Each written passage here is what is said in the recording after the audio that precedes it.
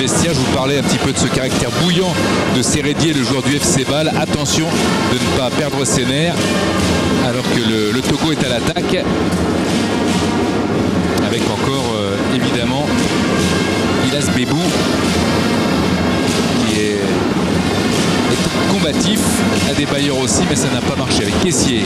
Caissier,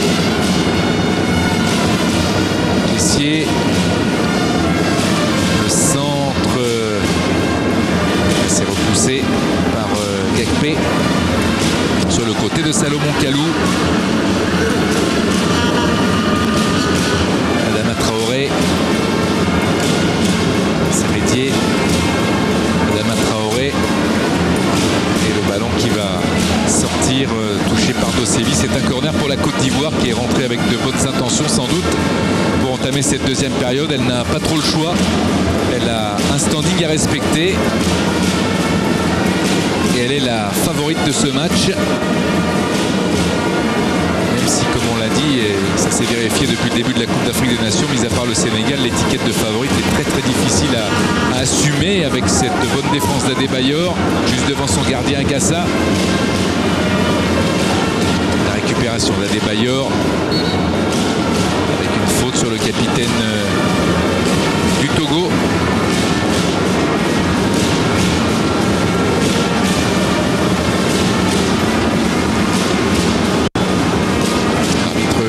Monsieur Castan qui demande aux Togolais de jouer ce coup franc. Voilà qui est fait.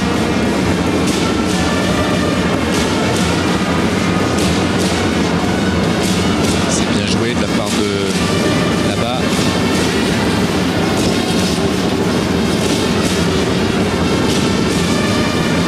Dans la profondeur, mais ce sera inutile. Pas de partenaire de la part de Gakpé, c'est bien tenté. Chercher du soutien, il n'a pas trouvé. Takora n'était pas là, notamment. Adebayor qui fait un bon match. On va rappeler quand même qu'il n'a pas de club, qu'il n'est pas forcément dans des conditions physiques optimales et pourtant, même s'il y a la préparation évidemment très sérieuse réalisée par Claude Leroy et son staff, être sans club, arriver là dans une compétition internationale, c'est toujours délicat. Avec ce ballon dans la charnière ivoirienne et Wilfried Canon qui met en retrait, on lui redonne cette balle à Wilfried Canon. Sylvain Gbou, Eric Bailly, élu homme du match lors de son premier match avec Manchester United, c'était le Community Shield contre Leicester. Il venait de Villarreal, il fait son premier match, il est homme du match. Joueur extrêmement précieux, grosse révélation, Eric Bailly avec Villarreal. Il avait atteint les demi-finales de l'Europa League, perdu contre Liverpool. Il est connu également des problèmes physiques importants avec une grosse blessure au ligament du genou. Il avait éloigné des terrains longtemps. Alors que Serge Aurier, lui, est en pleine forme. Il occupe bien son flanc droit. Il est offensif quand il le peut, quand il le veut aussi, quand il sent que cette équipe du Togo, elle peut reculer. C'est le premier à essayer de la faire reculer sur ce côté. C'est bien joué de la part de Serge Aurier. Et le dégagement à venir d'Agassa. On va essayer de trouver pourquoi pas Kossi Agassa, Emmanuel Adebayor.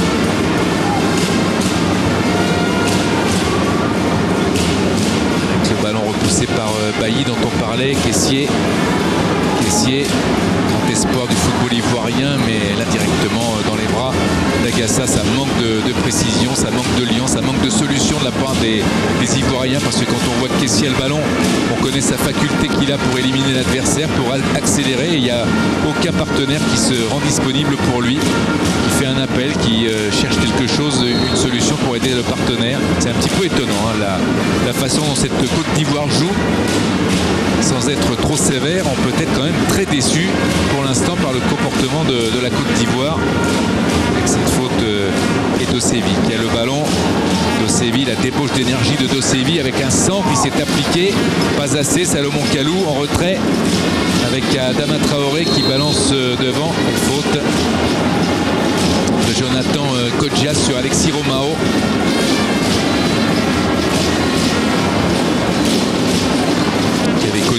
Coupe d'Afrique 2012 où le Togo était dans le groupe de l'Algérie, de la Tunisie, de la Côte d'Ivoire déjà.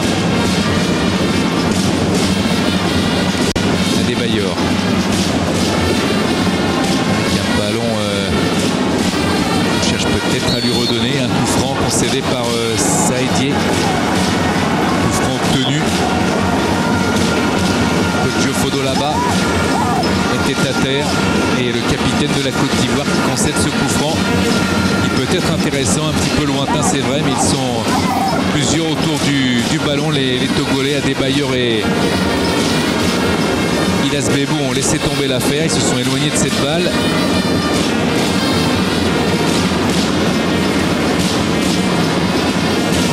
Mathieu de Séville qui est venu parler à son partenaire pour essayer, pourquoi pas, de tromper la vigilance de Sylvain Gbowou.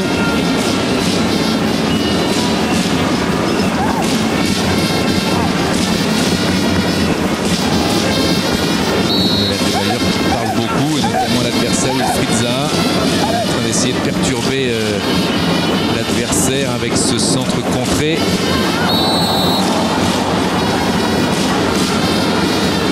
Qui a été touché.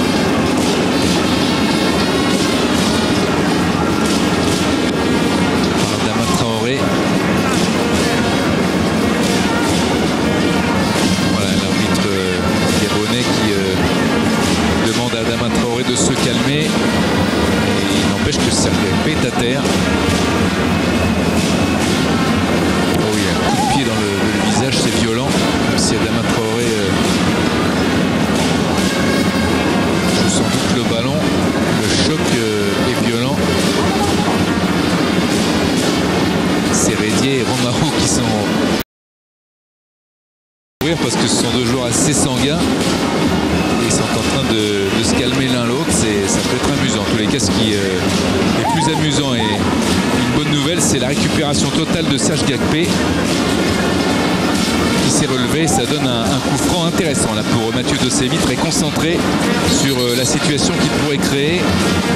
Beaucoup de monde dans la surface de réparation. Le Togo qui a une possibilité, pourquoi pas, d'aller créer la sensation à la 53e minute de jeu. De Séville, le ballon qui s'élève bien au deuxième poteau. Adebayor qui remet. C'est pas terminé avec une frappe contrée. Ils sont bien montés sur le porteur du ballon, notamment Jonathan Kodja, et le drapeau s'est levé pour sanctionner des positions de hors-jeu. Mathieu de Séville qui demande moi monsieur l'arbitre, apparemment c'est oui. Il se demande pourquoi il aurait été en position de hors-jeu. C'est la main peut-être qui est sanctionnée, oui, une faute de bras plus qu'une position de hors-jeu. Pour donner la gestuelle de Séville, on ne voit pas comment, et le placement des joueurs de la Côte d'Ivoire, on ne voit pas comment il aurait pu avoir une position de hors-jeu. Donc une main sanctionnée par l'arbitre de touche. Romao. C'est Rédier avec une faute encore là, un petit accrochage. Salomon Kaou, il siffle tout, hein, monsieur Castane. C'est vrai qu'il laisse pas beaucoup jouer, mais il y a pas mal d'accrochages. Il y avait 21 fautes, je crois, en statistique à la pause. C'était assez équilibré d'ailleurs de part et d'autre.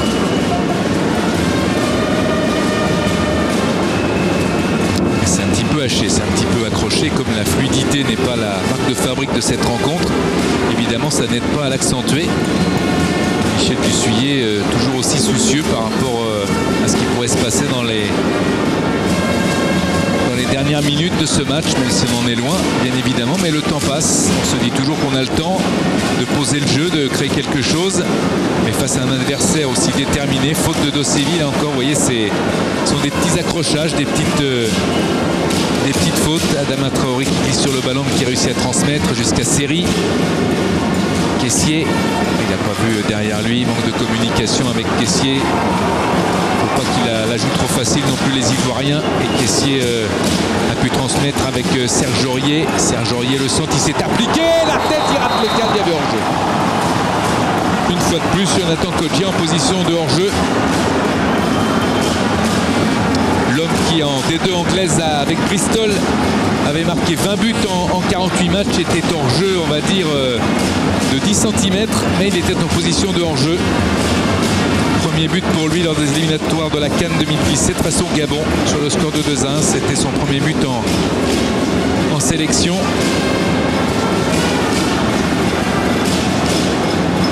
Avec Bou. Il n'a pas réussi encore à trouver le cadre, Jonathan Kodjia. Pourtant, il est relativement bien placé. Il arrive à se défaire des adversaires, mais face à la cage adverse, il y a toujours un petit peu de déchets. Djéné a fait la faute et il sera sanctionné par monsieur l'arbitre.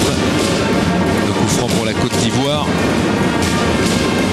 Série des révélations du championnat de France de Ligue 1 la saison passée avec l'OGC Nice de Claude Puel. 1m65, un régulateur, un passeur hors pair, Jean-Michel Série. Très à l'aise en tant que milieu axial, mais qui là, justement, quand on parle de ses passes décisives, l'a complètement raté, ou plutôt a été empêché avec le centre. Qu'est-ce que c'est mal joué ça, ce centre de Floyd Ayité.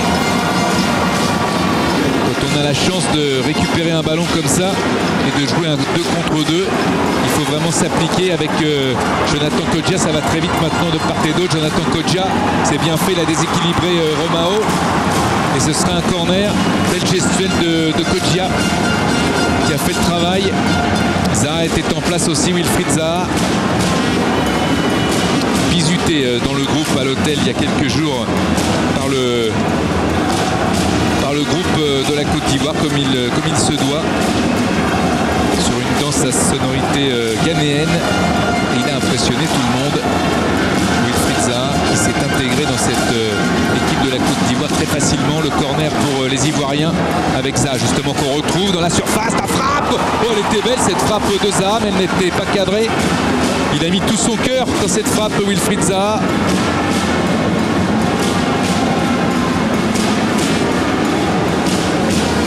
Il a donné toute la puissance.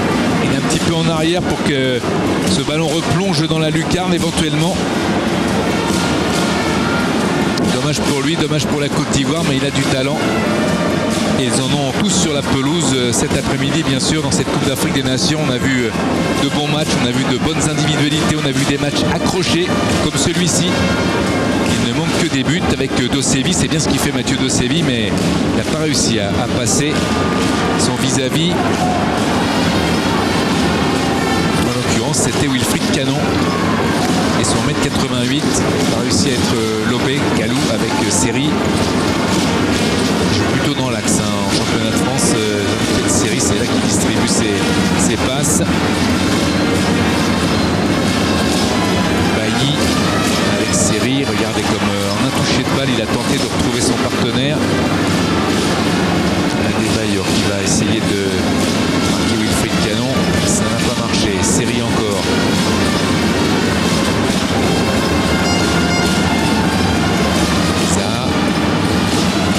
Parce qu'il va aussi chercher les ballons assez loin. Kessié, le centre repoussé par Romao. Ils insistent. C'est un retour de position de hors-jeu encore là de la part de Jonathan Kodjia. Ce sera une touche. Il va récompenser de son effort. Il a multiplié les courses. Jonathan Kodjia, il a multiplié les efforts. Et physiquement, on a l'impression, même si Kodjia souffre un petit peu, que ce sont les Togolais qui baissent le pied. En accélérant, ces joueurs de la Côte d'Ivoire pourraient les gêner. Faut-il encore le faire? Il y a encore une discussion entre Canon et Adebayor.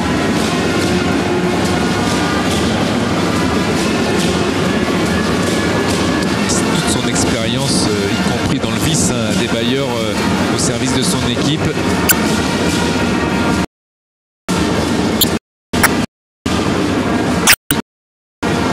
Dosevi qui aura fait un bon match. Mathieu Dosevi, attention au hors-jeu de partenaire. La touche pour les Togolais et pour Gakpé.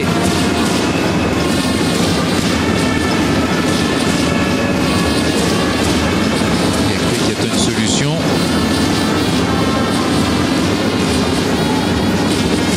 Plus offensif qu'en première période de Serge Gakpé. Voilà, j'ai fait série. Gakpé.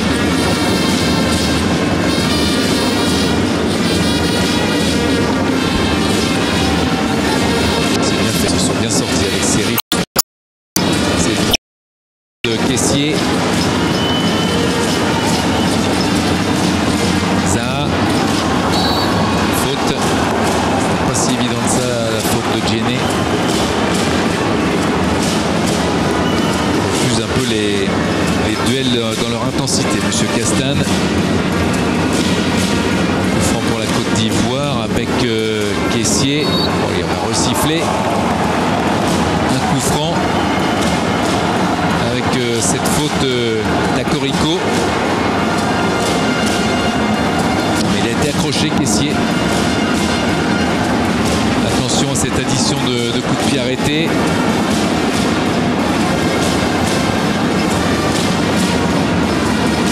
On sait qu'à un moment donné, avec des joueurs de talent, ça peut passer. Il s'est appuyé sur lui et il est tombé volontiers, quand même, Caissier, pour obtenir ce coup franc à la limite de la surface de réparation. Ça gêne forcément Claude Leroy. Des coups francs, 4 pour la Côte d'Ivoire, 3 pour le Togo. Les fautes, regardez le nombre de fautes. Assez conséquent dans ce match. 34 fautes. C'est beaucoup. Avec un coup franc, est-ce que ce sera la bouée de sauvetage de cette Côte d'Ivoire pour ce match? Non, car Salomon Kalou a complètement raté le cadre.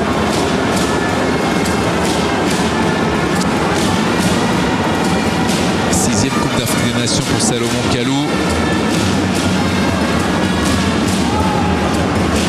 qui avait laissé un bon souvenir en France à Lille avec une saison en dents de scie, mais surtout une fin de saison remarquable en 2013. 10 buts lors des 10 derniers matchs pour Salomon Kalou, qui maintenant évolue en Allemagne, au Hertha Berlin.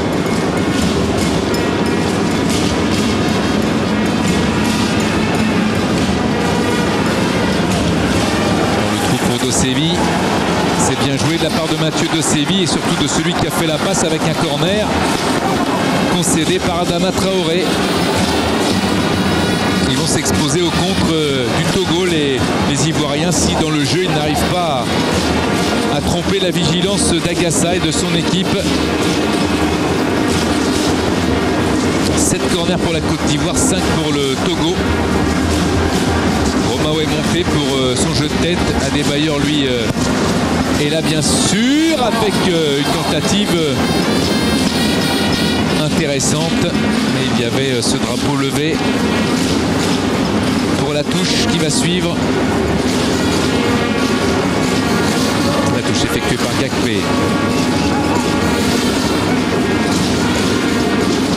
Maïté. Le Séville est placé. Gakpé a le ballon. Gakpé qui va insister, il a poussé un petit peu trop loin son ballon, Serge Gakpé. Il n'a pas pu ensuite faire ce qu'il souhaitait faire, peut-être une passe vers Dosevi si ce dernier était parti. Il s'en faut de peu pour que le match s'enflamme un petit peu et que les Ivoiriens se trouvent, que les Togolais se trouvent pour amorcer des actions tranchantes. Le dégagement de Sylvain Bourou. Romao est sorti, il va y avoir un premier changement pour la Côte d'Ivoire.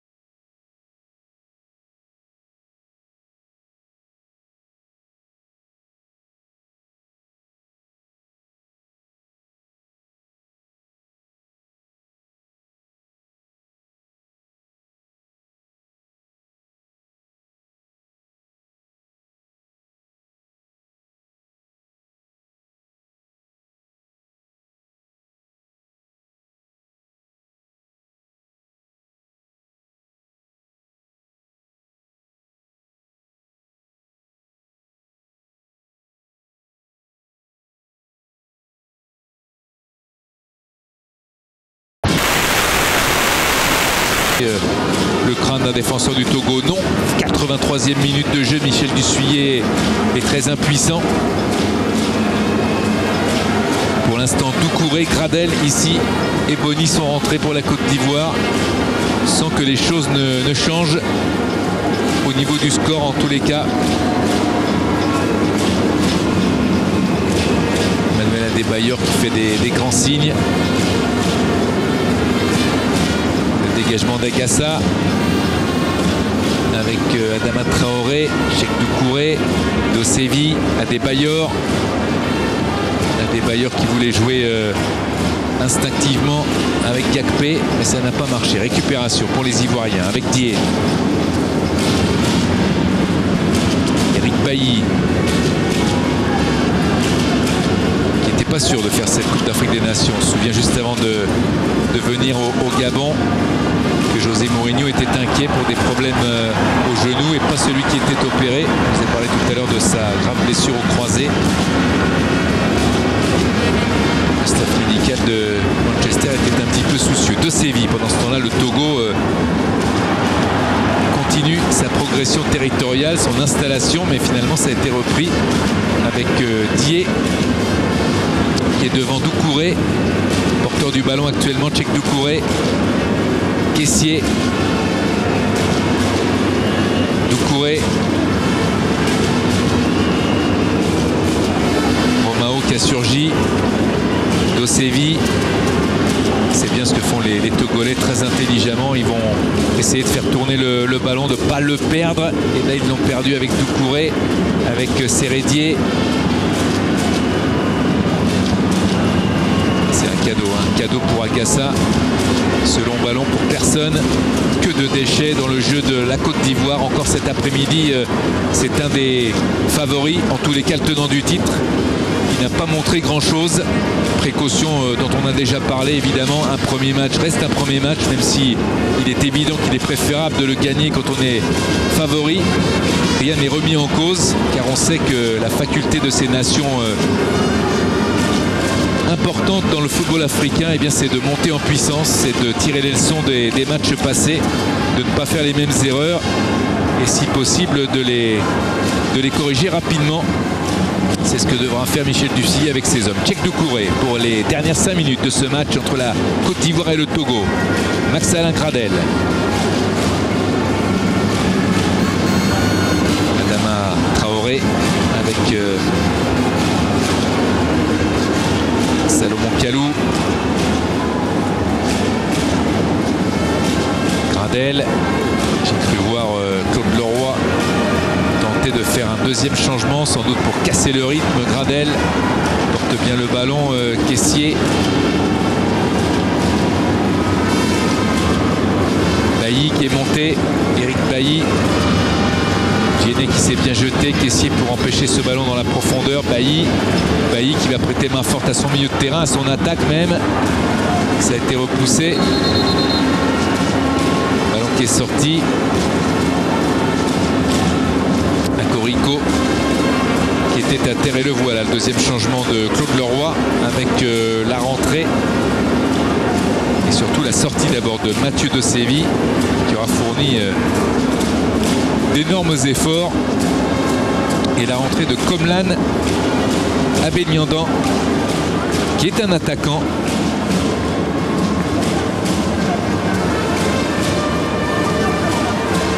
Poste pour poste, par conséquent, petit gabarit à Abéniandan.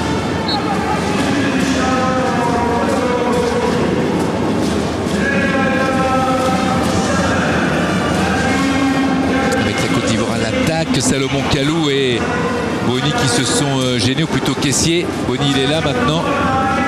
Cheikh Doucouré. Gradel. La passe de Gradel avec un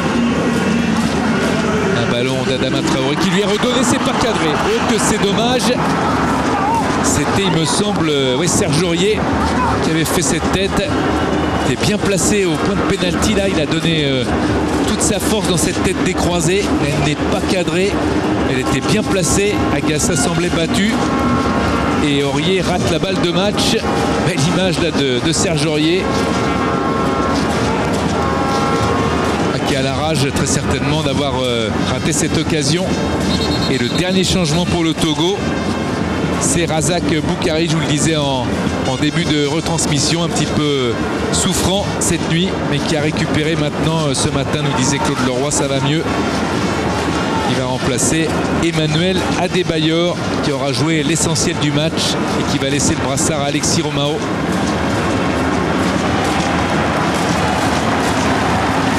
Match d'Adebayor, très applaudi par les supporters du Togo, et on devrait même l'applaudir, tous les amateurs de football devraient applaudir le grand joueur qu'il est et non pas qu'il fut, car le Togo compte sur lui encore pour cette Coupe d'Afrique des Nations. Boukari qui a fait sa rentrée, le joueur de Châteauroux, on se souvient de lui évidemment à Lens. Le père Sadou était international également du Togo. Et c'est son papa et Adebayor qui l'ont convaincu de choisir le Togo dans les sélections. Ce ballon, Kagassa arrive à contrôler, mais Gradel a montré de bonnes dispositions depuis son entrée. Vous voyez ce ballon qui lui est confié, le centre immédiat. Et ça a été Gakpé qui était sur la trajectoire avec la vue de main. Gradel, ça aurait été très très sévère.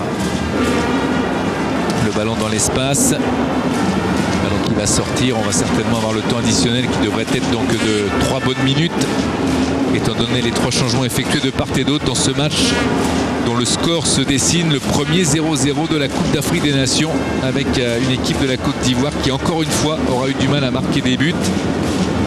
Lors des qualifications, je vous le disais, première de son groupe, certes un groupe de 3, mais avec 3 buts marqués seulement en 4 matchs. 3 matchs nuls, 3 minutes de temps additionnel, c'est confirmé.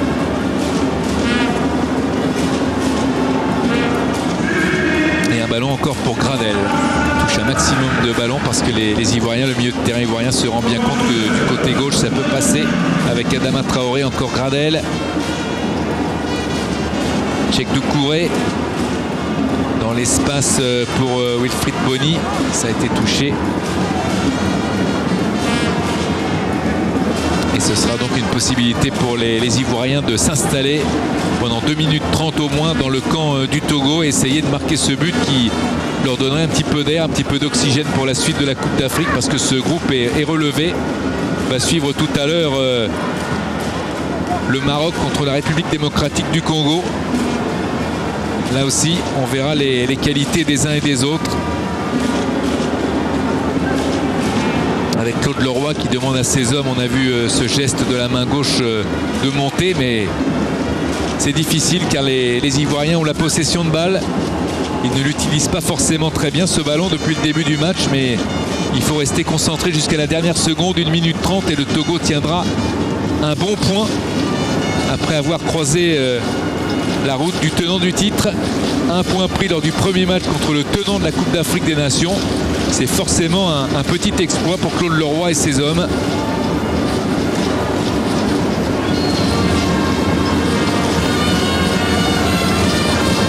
Canon avec Bailly. Caissier qui a donné à Serge Aurier. Ballon poussé trop haut, Djené. Ilas Bebou. Il s'en mêle un petit peu. Il a été accroché par Bailly. Il était en bout de course. Bebou à tous les niveaux. Il a donné tellement lui aussi. La fatigue. Est-ce que c'est sur un coup de fatigue comme ça que les Ivoiriens vont profiter d'une errance de leur adversaire? Ce ne sera pas sur ce coup-là. Car il a répondu encore présent. Ouro Akoriko. 30 secondes encore à tenir pour le Togo et 30 secondes encore à la Côte d'Ivoire pour espérer un déblocage de la situation, peut-être là avec Serge Aurier dont c'est bien défendu encore. C'est bien relancé, le contrôle est un petit peu approximatif, d'où la récupération ivoirienne avec Canon, Bailly, Doucouré, Wilfried Bony, Cheikh Doucouré. Le ballon vers Gradel. La dernière occasion pour la Côte d'Ivoire avec cette balle pour Adama Traoré. Il n'y a personne si ce n'est Romao. Romao qui dégage le plus loin possible. L'arbitre a regardé son chronomètre et va siffler la fin de ce match. Le premier de ce groupe C ici au stade d'Oyem. La prière pour Oro Akoriko et la satisfaction d'Agassa, de Claude Leroy, de tout le Togo qui va arracher le point du match nul sur ce score de 0-0. Au tenant du titre, la Côte d'Ivoire a l'un des favoris, un de plus de cette Coupe d'Afrique des Nations. Une bien décevante équipe de la Côte d'Ivoire, mais si elle a été décevante, c'est aussi parce que le Togo lui a répondu. L'homme du match, Atakora.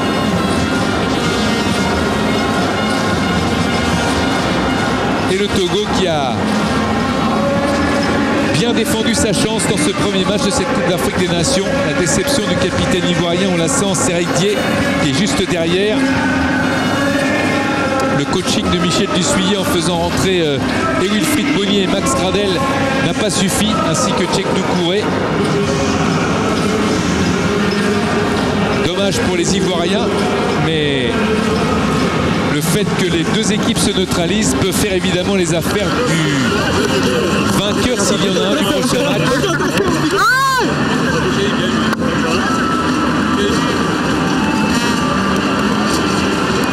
Ils sont satisfaits, les Togolais, ils ont raison de l'être.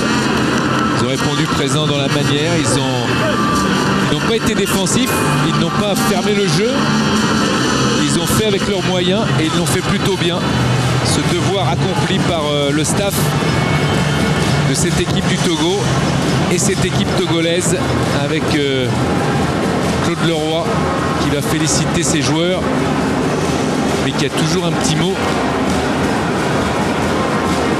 à dire à ses joueurs dans le débrief. Mais il y a du sourire, il y a du sourire timide, mais à l'intérieur il doit y en avoir un plus grand chez le sorcier blanc, qui fait une entrée en matière dans la Coupe d'Afrique des Nations 2017, si ce n'est remarquable, en tous les cas positive. Il peut être fier de ses joueurs et il l'est forcément.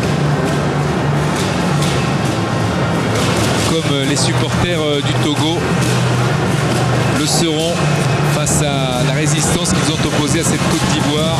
On va revoir quelques actions de ce match, de cette rencontre entre le Togo et la Côte d'Ivoire. À suivre Maroc, République démocratique du Congo dans quelques minutes. Une équipe de la Côte d'Ivoire privée de Gervinho, son capitaine habituel, blessé. Une équipe du Togo qui est rugueuse et qui va sortir sous les applaudissements des supporters. 8 participations à la Coupe d'Afrique des Nations pour le Togo. Un quart de finale en 2013, c'était sa meilleure performance.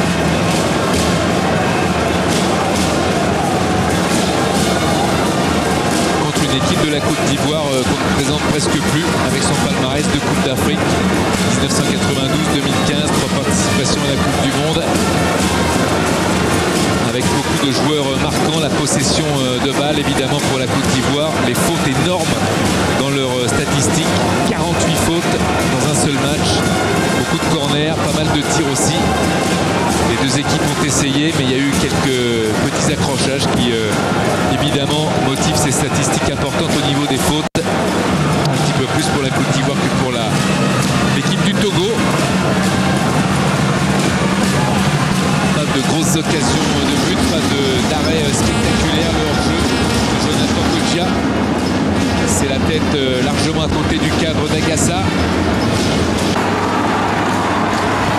Le centre de Floyd Ayit est directement capté par Sylvain Gbou. Zaha dans la surface de réparation qui va manquer le cadre et qui aura été un bon joueur de ce premier match, de cette première partie, avec Salomon Kalou qui va frapper largement au-dessus de la cage d'Agassa alors que Seri s'était effacé pour le laisser frapper. Encore Zaha, joli contrôle, joli geste et ensuite il oublie ses deux partenaires de l'axe avec Salomon Kalou notamment, qui n'attendait qu'une chose, avoir ce ballon pour tenter de frapper. Mais c'est vrai c'est dur hein, quand on est attaquant de se sevrer comme ça d'une telle frappe quand on se met sur son bon pied. Jonathan Kodjia qui va centrer directement dans les bras du gardien adverse Agassa.